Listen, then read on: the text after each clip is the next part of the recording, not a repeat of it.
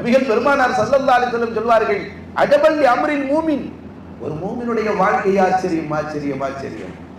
இது அஸாபத்துஹு ஸர்ராவு ஷக்கர, அந்த மூமினுக்கு ஏதாவது ஒரு மன மகிழ்வை தரக்கூடிய நிகழ்வுகள் அவனுடைய வாழ்க்கையில ஏற்படும் என்று சொன்னால் அல்லாஹ்வுக்கு நன்றி செலுத்துவான். அல்ஹம்துலில்லாஹ் அல்ஹம்துலில்லாஹ் மாஷா அல்லாஹ், அல்லாஹ் எனக்கு இப்படிப்பட்ட நியமத்தை தந்திருக்கிறான், அல்ஹம்துலில்லாஹ் அல்லாஹ் உனக்கே எல்லா புகழும், மாஷா அல்லாஹ் நீ நாடிய ஒன்று என்று ஒரு அடியான் தனக்கு கிடைக்கப்பட்ட சந்தோஷகரமான மகிழ்மான நிகழ்வுகளுக்கு நன்றி செலுத்துகிறான் என்று சொன்னான். ஃபஹுவ கைருல் லஹு, அதுவும் அவரை பொறுத்த வரைக்கும் நன்மைதான்.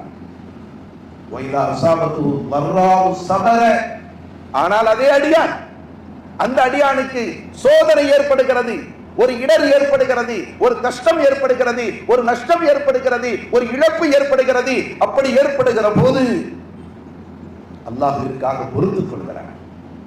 மின் ஜானிபில்லாஹ், அல்லாஹ்வின் புறத்திலிருந்து எனக்கு இந்த சோதனை ஏற்பட்டிருக்கிறது, எனவே நான் அல்லாஹ்விற்காக பொறுத்துக் கொள்கிறேன் என்று சொல்லி பல்லை கடித்துக் கொண்டு அவர் என்ன செய்கிறார்?